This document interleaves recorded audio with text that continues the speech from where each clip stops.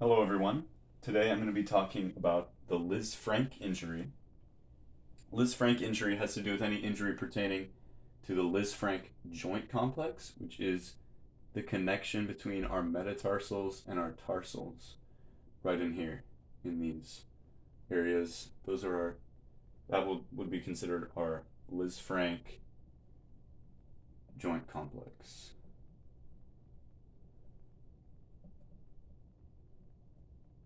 We'll put it over here. On the other side,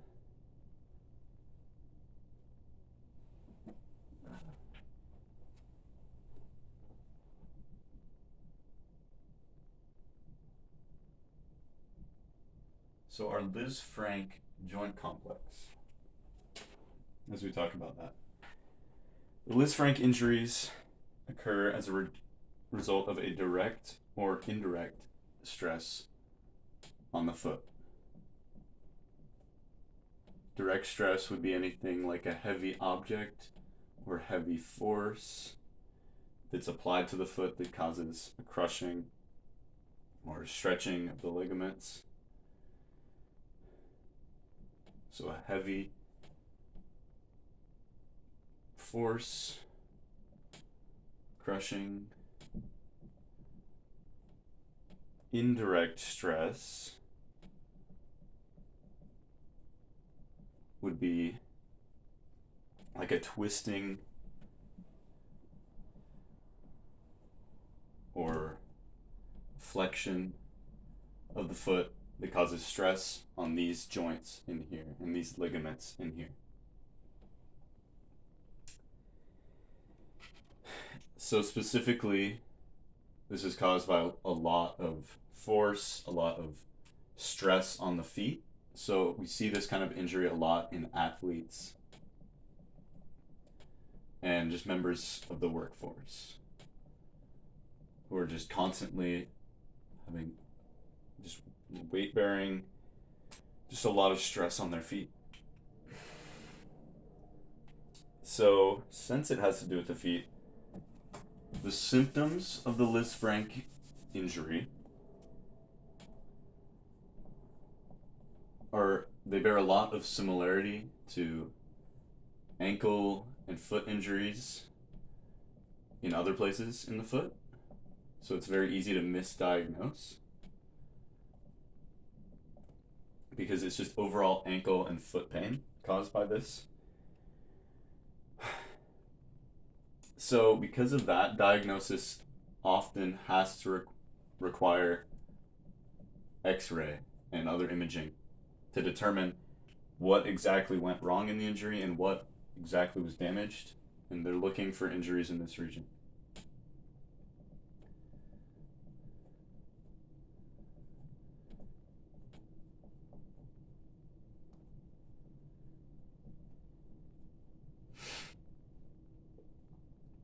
Oh, okay.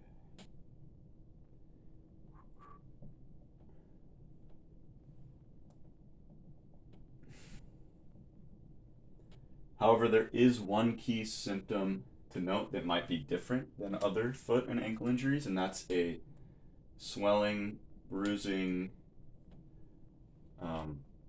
or blistering on top of the foot, on like the midfoot region, right over top of where these joints are. And that would be a key. Put an asterisk on that.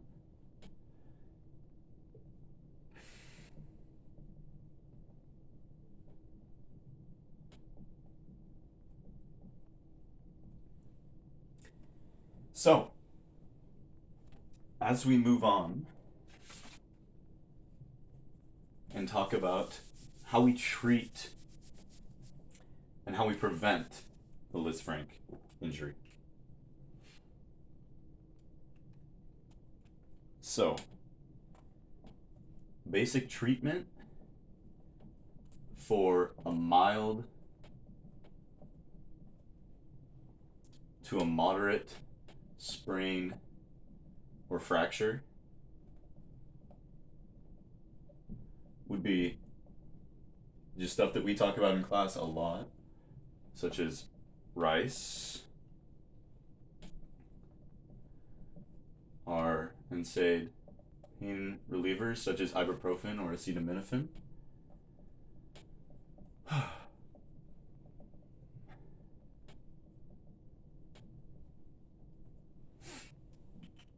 And past that, just to minimize weight bearing with the use of crutches, braces, boots, stuff like that. And then as we progress in the healing process, we're looking at physical therapy as a way of strengthening and just getting back out there.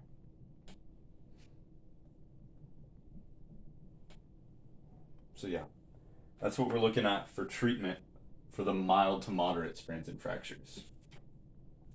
When we're talking about the high grade fractures and even dislocations,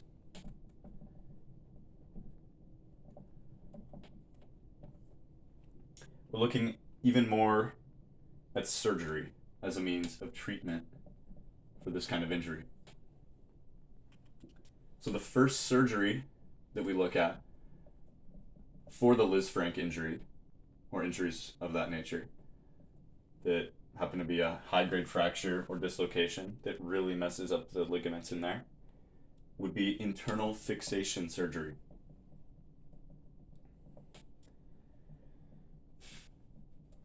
And internal fixation surgery, the surgeon basically goes in and repositions the bones, the injured bones, which would likely be our medial cuneiforms and our second, maybe even third metatarsals.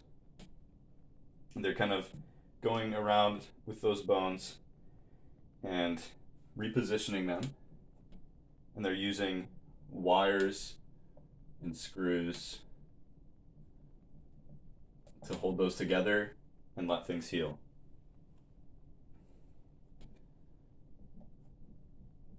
And that's, they hold those in place and then remove them after they're healed.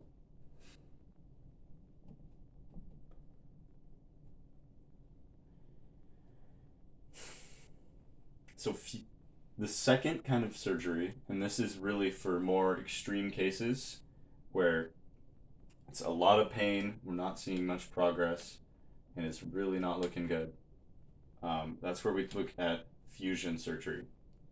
So fusion surgery is where they remove the cartilage in the joint, in between the joints. So we look at these joints in here, connecting our medial cuneiform to our second metatarsal. They're going to be removing cartilage. And really, it could be any of the joints in here. I keep referring to this one specifically because that's the most specific part of the Lisfranc injury. However, it could be any of these joints, any of our cuneiforms connecting to our metatarsals. Just removing that cartilage, though, for the fusion surgery, and essentially adding something to stimulate bone growth in between there.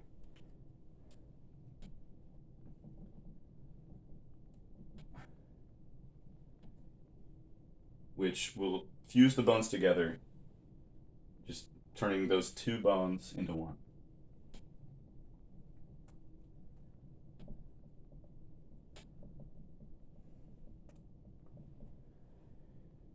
This will eliminate joint mobility because it will no longer be a joint, it'll just be one longer bone. So it's going to eliminate some range of motion. However, we're going to see a lot more stability and pain relief, just making life more manageable for the patient. So that is pretty much all we've got as far as treatment goes. We've got for the mild to moderate sprains and fractures, immobilization, ice, compression, elevation, and rest, and obviously pain relievers. And then as we move on, we've got surgery for our higher grade fractures and dislocations, and of course physical therapy and preventative measures, which we're going to talk about next. So prevention looks like for the Lisfranc injury pretty similar to any other kind of foot injuries. We're looking at orthotics to just help stabilize that midfoot and just allow it to heal, as well as just better shoes with a better sole that just don't allow as much of a bend in the midfoot, just to allow those ligaments to heal and strengthen back up.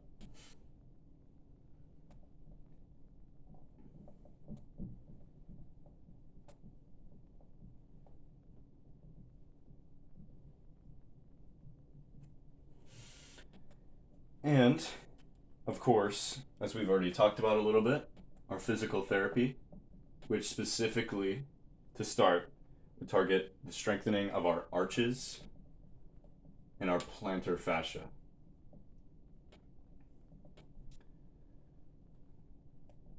Which are just keystone muscles and just ligament groups that just serve as a good place to start, a good base to work from, to gain some mobility and strength back in these smaller, more difficult to reach ligaments.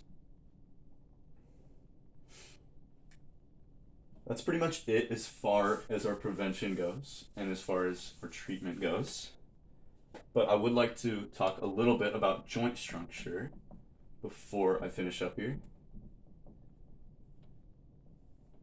The overall joint structure that I'd like to talk about is really, as I was kind of talking about a little bit earlier, just highlighting this important Lisfranc joint specific. Because we've got the Lisfranc joint complex, which encompasses all of our metatarsal to tarsal connections. But then we are specifically talking about our Lisfranc joint,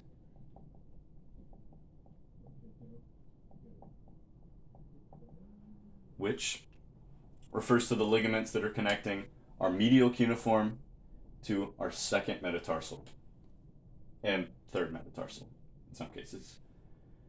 So pretty much we're looking at this little spot here. Kind of zoom in here. We've got kind of a picture of what that's going to look like and what those ligaments are going to look like. So we've got our medial cuneiform here. Move over for this.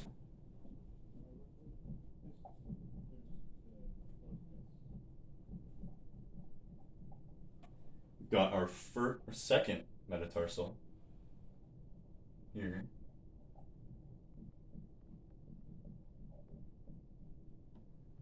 Our third metatarsal as well.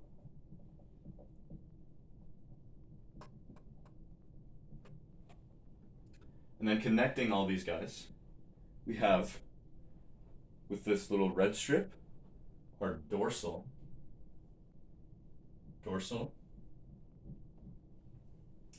Lisfranc ligament,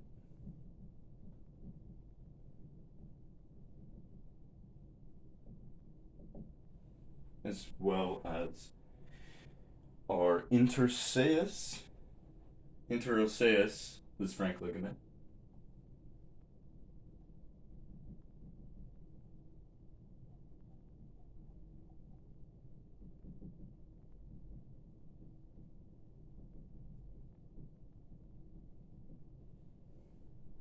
and then in the green we have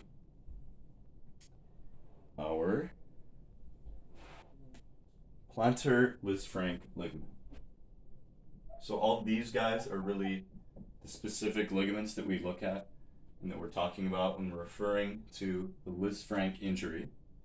And they're the guys that we're trying to strengthen and gain that mobility back in physical therapy and whatnot. So yeah, that's kind of just an in-depth look at one of the many foot injuries that we're talking about in this unit. Thank you.